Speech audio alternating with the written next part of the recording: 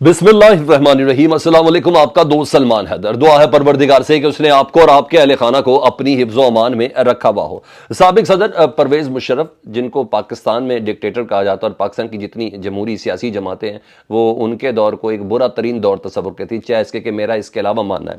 लेकिन बहरहाल दुबई में वो ज़ेर इलाज थे, आज पर्दा फरमा गए, दुनिया से वो रुखसत हो गए। अमेरिकन एक अस्पताल था जिसमें 79 साल की उम्र में उन्होंने पर्दा फरमाया। इस वीलॉग के इस पोर्शन पर डेफिनेटली उनका जिक्र करना बहुत जरूरी। उनके दो सबाब उनसे मुतल्लिक क्या कहते हैं, उनका तुर्रा क्या था, और स्पेशली भारतीय मीडिया परवेज मुशर्रफ के दुनिया से जाने को किस तरीके से गर्दान रहा है।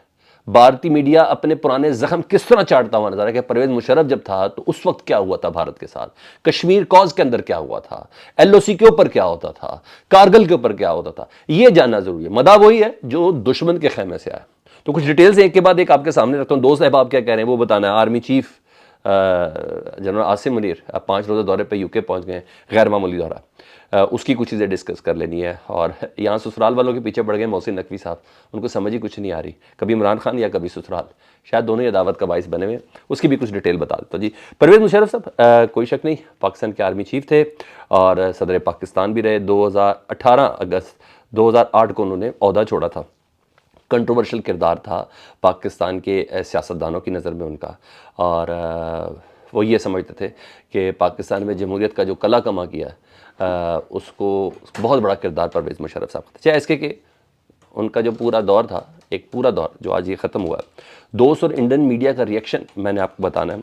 फौजी डिक्टेटर थे, कोई शक नहीं, आइन शिकनी उन्होंने की, इसमें भी कोई शक नहीं, ये तमाम चीज़ें थी। अच्छा, इससे हट कर बात करेंगे भी हम, क्योंकि एक शख्स दुनिया से चला गया और मुझे ज़्यादा खुशी है कि इंडिया जब ज़ख्म चाटता है ना तो मेरा जी करता है कि मैं वो आपसे ज़रूर बात करूं। तो इंडिया के गले की फांस था, आंख का शतीर था परवेज़ मुशर्रफ, और कहते हैं कि आज तक कश्मीर का मसला हल ना होने की वजह भी परवेज़ मुशर्रफ है, यहाँ तक बात चल रही है। अच्छा, सबसे ज़्यादा इन्होंने पाकिस्तान फर्स्ट का नारा लगाया, और इनके दौर में जो पाकिस्तान ने तरक्की की किसी भी जमहूरी गवर्नमेंट के दौर में तरक्की नहीं हुई है। पाकिस्तान ने बहुत ज़्यादा समर इनके दौर में पाया था। ठीक है, बल्दियाती निज़ाम परवेज़ मुशर्रफ साहब ने राइज किया था, और इस दौर में यानी ये था कि अवाम के नुमाइंदे अवाम की पकड़ में आ गए थे, और आज तक हर सियासी हुकूमत आइडलाइज करती है कि परवेज़ मुशर्रफ के दौर का जो बल्दियाती निज़ाम था वो पाकिस्तान के अंदर, पाकिस्तान की हिस्ट्री के अंदर सबसे ज़्यादा मजबूत और मरबूत था। इसके अलावा जी, और अवामी नुमाइंदों के अलावा जी, जज़ा और सज़ा का जो अमल था वो काफ़ी एक्टिव वे के अंदर था। आज जिस मीडियम पे बैठ के परवेज़ मुशर्रफ साहब से मुतल्लिक भी कई बातें की गई, जिस मीडियम पे बैठ के आज जमहूरियत का राग अलापा जाता है, जिस मीडियम पे बैठ के लोग कहते हैं कि जी पाकिस्तान की सियासी जमातें अपने अंदर जमहूरियत रखती हैं, जो कि एक सफ़ेद झूठ है, उस मीडियम को इजाज़त देने वाला, पाकिस्तान के प्राइवेट मीडिया को पाकिस्तान के अंदर इजाज़त देने वाले, अगर तुर्रा किसी के तौर सर पर है तो परवेज़ मुशर्रफ साहब है।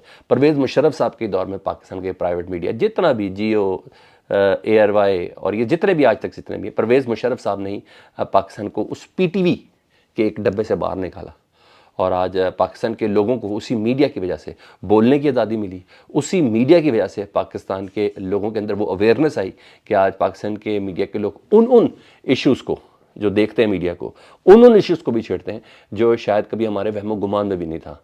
हम रात 9 बजे के एक डब्बे का इंतज़ार ज़रूर करते थे PTV की शक्ल में, लेकिन अब हर शख्स बोलने के लिए ज़ुबान भी रखता है, लहजा भी रखता है, और बहुत सी चीज़ें। तो परवेज़ मुशर्रफ, आज पाकिस्तान जितना स्पूकी है, उसके पीछे कोई नवाज शरीफ नहीं है, उसके पीछे कोई मरियम बीबी नहीं है, उसके पीछे किसी किस्म की कोई पीपल्स पार्टी की स्ट्रगल नहीं है। आज जो है ना, वो परवेज़ मुशर्रफ साहब की मीडिया को दी हुई आज़ादी की बिना पर पाकिस्तान में लोग इस तरह स्पूकी हैं। ठीक है, उसकी ट्रिम हुई क्या नहीं हुई, सोशल मीडिया के जरिए कलादा पैरा के ऊपर तो वो चली गई जी। दोस्त फवाद चौधरी, उनका ये कहना है परवेज़ मुशर्रफ एक बड़े इंसान थे और उनके दोस्त बहुत छोटे थे। दोस्तों से मुराद वो डेफिनेटली चौधरी को ले रहे हैं, परवेज़ इलाही साहब को, चौधरी शुजात साहब को, किस तरह उनका साथ छोड़ा। फिर कभी कभी कोई स्टेटमेंट आती है, फिर एक स्टेज ऐसी आ गई कि परवेज़ मुशर्रफ साहब इतने अलील हो गए कि उनको दुबई जाना पड़ा। उन्होंने कहा उनके दोस्त छोटे थे जिनको नायब वज़ीर आज़म तक बनाया गया, जिनको वज़ीर आज़म तक बनाया गया। तो इतना ज़रूर कहा फवाद चौधरी। फवाद चौधरी साहब को कहा जाता है कि वो लोटे हैं, और मगर एक बात बताऊँ, फवाद चौधरी साहब ने आज तक परवेज़ मुशर्रफ साहब के ख़िलाफ़ कभी कोई बात नहीं की। तो अच्छी चीज़ ये उनकी पाकिस्तान फर्स्ट का नारा लगाने वाले परवेज़ मुशर्रफ थे, ये फवाद चौधरी साहब कह रहे हैं। अब आज जी दुश्मन क्या कह रहा है, और दुश्मन है हमारा इंडिया। इंडिया कह रहा है, जो मुसलसल फट्टे चल रहे हैं और ब्रेकिंग पे चल रहे हैं, कि जनरल मुशर्रफ पाकिस्तान का मिलिट्री डिक्टेटर दुनिया से चला गया। यही वो शख्स था जो आर्किटेक्ट ऑफ कारगिल वॉर था। इस शख्स की वजह से भारत को बहुत नुकसान पहुंचा, भारतीय फौज को बहुत नुकसान पहुंचा। ये शख्स ऐसा था जिसने भारत को वाकई धूल चटाई थी। यही अल्फाज हैं जो मैं इंडियन मीडिया के आपके सामने कोट कर रहा हूं जी। कश्मीर काज को इस शख्स ने जला बख्शी थी।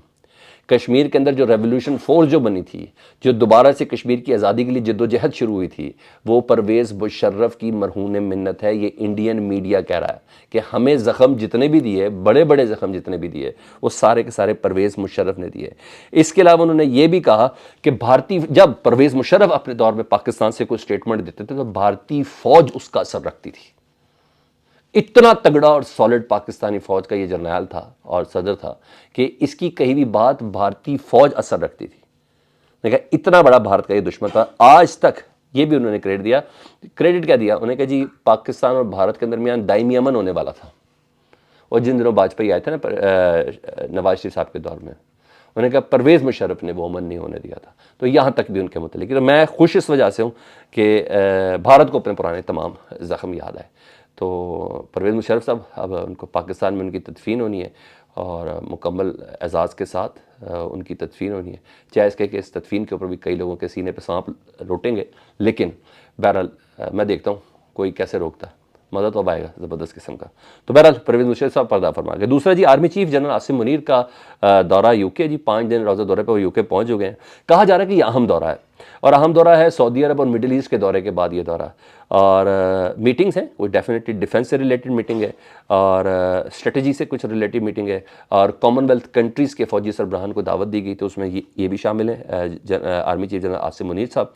और विटन पाक कॉन्फ्रेंस भी है, और यहाँ तक कहा जा रहा है कि ये डिप्लोमेटिक सतह की गुफ्तगू भी इसके अंदर होगी, यानी सिर्फ फौजी नहीं, डिप्लोमेटिक सतह की। वही जो जनरल बाजवा साहब भी करते थे कि पाकिस्तान के सियासतदानों से जब बात नहीं बनती थी तो एज अ फौजी सरबराह अपना पर्सनैलिटी इम्पैक्ट या अपनी फ़ौज के सरबराह के हैसियत से जो इम्पैक्ट है वो डालने की कोशिश करता है। तो लेट्स सी कि क्या नतीजे आते हैं। बहरहाल कहा यह जा रहा है कि जनरल आसिम मुनीर का दौरा बरतानिया अहम दौरा है, ठीक है, जिस पे वो पहुंच चुके हैं। अब आऊँ जी, जैसे कहते हैं ना घर को लगी आग घर के चिराग से, नहीं, यहाँ ससुराल को लगी आग दामाद से, ये कहना ज़्यादा मुनासिब होगा। पंजाब में मोहसिन नकवी की निगरान हुकूमत है जी।